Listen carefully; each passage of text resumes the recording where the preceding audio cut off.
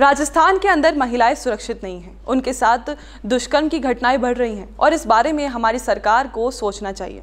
जी हाँ, ये शब्द हैं कांग्रेस पार्टी के बर्खास्त मंत्री राजेंद्र गुड़ा के। इस पर अब जनता का सवाल है कि ये बात इनको चुनावी साल में समझ आई और अब याद आई, ये पहले कहाँ थे। करेंगे इस पर पूरी बात। नमस्कार दर्शकों, मैं रुचिका और आप देख रहे हैं राजस्थान संवाद। एक वक्त था जब राजेंद्र गुड़ा सीएम अशोक गहलोत के खास हुआ करते थे और राजेंद्र गुड़ा तब भी गहलोत के साथ खड़े थे जब सचिन पायलट अपने समर्थक विधायकों के साथ मानेसर चले गए थे। फिर आखिर ऐसा क्या हुआ कि सीएम गहलोत के संकट मोचक माने जाने वाले राजेंद्र गुड़ा ने अपनी ही सरकार को कटघरे में खड़ा कर दिया। दरअसल ये बात साल 2008 की है, जब गुड़ा बसपा के ही टिकट पर पहली बार विधानसभा पहुंचे थे। तब सभी विधायकों के साथ वे कांग्रेस में शामिल हो गए थे, जिसके बाद गुड़ा को मंत्री बनाकर सीएम गहलोत ने इसका इनाम भी दिया और बस यहीं से दोनों नेताओं के बीच रिश्तों में खटास की शुरुआत हुई। क्योंकि अशोक गहलोत ने राजेंद्र गुड़ा को मंत्री तो बनाया, लेकिन काफ़ी देर से, इसलिए गुड़ा ने मंत्री बनाए जाने में देर को लेकर भी नाराज़गी जताई थी। राजेंद्र गुड़ा ने 3 साल पहले कांग्रेस के तत्कालीन राजस्थान प्रभारी अजय माकन से मुलाकात के बाद अपनी पीड़ा व्यक्त की थी। सीएम गहलोत ने बाद में गुड़ा को मंत्रिमंडल में शामिल किया था और आज दोनों नेताओं के रिश्ते इतने बिगड़ गए हैं कि गुड़ा मंत्रिमंडल से ही बाहर हो चुके हैं और कांग्रेस पार्टी भी उनको बाहर निकाल चुकी है। और हाल ही में सचिन पायलट की अजमेर से जयपुर तक की पदयात्रा के दौरान भी सरकार पर भ्रष्टाचार के आरोप लगाए थे। इस महीने की शुरुआत में ही कांग्रेस ने नेताओं को बयानबाजी से बचने की हिदायत भी दी थी और साफ कहा था कि निर्देश नहीं मानने वाले नेताओं पर कार्रवाई होगी। फिर भी गुड़ा नहीं रुके और अब लाल डायरी को लेकर सदन में हंगामे भी हुए। इसके बारे में राजेंद्र गुड़ा ने बताया। मैंने तो शुक्रवार को मात्र 15 सेकंड में ये कहा था कि हमारे राजस्थान के अंदर महिलाएं सुरक्षित नहीं है, उनके साथ दुष्कर्म की घटनाएं बढ़ रही है और हमारे प्रदेश का, हमारी सरकार के टाइम में हमें अपने गिरेबान में झांकना चाहिए।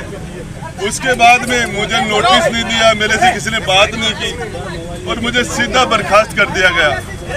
सत्र चल रहा था, मैं हमारे अध्यक्ष जी माननीय अध्यक्ष जी के पास गया और मैं मेरी विधायक के रूप में मैं पूछना चाह रहा था कि अब मैं मंत्री नहीं हूँ, मैं बैठूँ कहाँ, मेरे बैठने की व्यवस्था नहीं है। मुझे विधायक के रूप में कहीं बैठने के लिए जगह नहीं दी गई थी। मुझे किस चेयर पर बैठना, मैं ये पूछना चाह रहा था और मुझे क्यों मुझे बर्खास्त किया गया, उस बारे में मैं मेरा वक्तव्य देना चाह रहा था। और उसके अंदर मैं कहना चाह रहा था, मेरी बात मैं 2 मिनट में 5 मिनट में खत्म करना चाह रहा हूँ। अध्यक्ष जी ने मुझे बोलने की इजाजत नहीं दी। इसके बीच में धारीवाल जी ने बोलना शुरू किया। मैं धारीवाल जी को कहा, साहब मैं बोलना चाह रहा हूँ।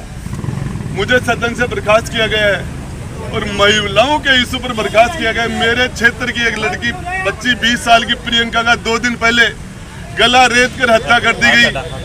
दूल्हे और दुल्हन को गोली मार दी गई मेरे क्षेत्र में। हमारे रोज दुष्कर्म के कीर्तिमान स्थापित हो रहे हैं। मैं इस घटना से आहत था।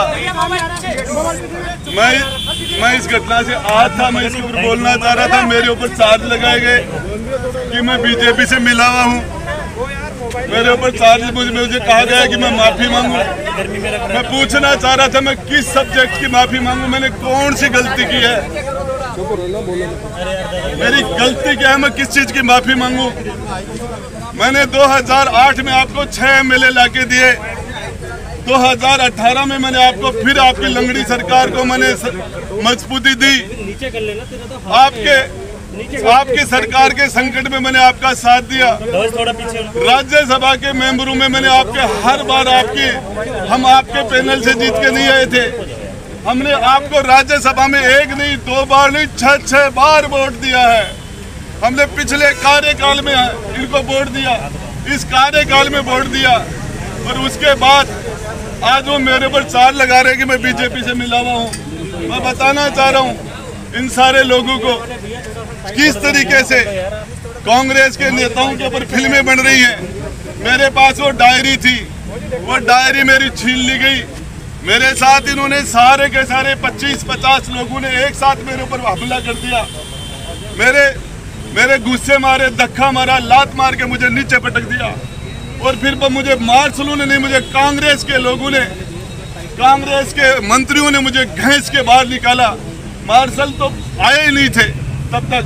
और उसके बाद मैं तो सिर्फ यही बात कहना चाह रहा था, हमने अशोक गहलोत जी का चेहरा देख के इनको समर्थन किया था। हम इन्होंने इनकी रिक्वेस्ट पर इनके शामिल हुए थे।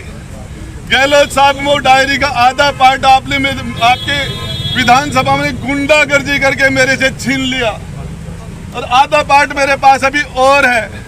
इस पार्ट के अंदर आपके सारे काले कारनामे जो लोगों ने आपने विधायकों को खरीदा, किस किस एमएलए को राज्यसभा में आपने निर्दलीयों को क्या क्या दिया, किस किस को प्रलोभन दिया, क्रिकेट के चुनाव में आपने क्या क्या काले कारनामे किए पैसे दे के, वो सारी चीजें अभी खुलासा मैं आगे भी करूंगा।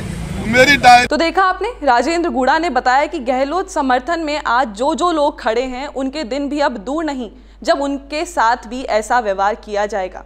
और जैसे चाय से मक्खी को बाहर फेंक दिया जाता है, वैसे ही संसद से बाहर सच बोलने वाले हर मंत्री को फेंक दिया जाएगा। इस पर आपकी क्या राय है, आप हमें कमेंट करके भी बताएं। और ऐसे वीडियोस के लिए देखते रहिए राजस्थान संवाद। कौन देखता है अब टीवी पर आपको कितनों ने देखा, ये कैसे पता चलेगा? घर घर इंटरनेट पहुंचने के बाद अब सब कुछ है डिजिटल। आपका वीडियो कितनों ने देखा ये हर पल आपको पता चलेगा, इसलिए डिजिटल मीडिया में बनाइए अपनी पहचान। 4.5 करोड़ से ज्यादा व्यूज और 3,27,000 से ज्यादा सब्सक्राइबर वाले राजस्थान के चैनल राजस्थान संवाद पर करवाइए कवरेज। ज्यादा जानकारी के लिए व्हाट्सएप करें 7339900549 पर।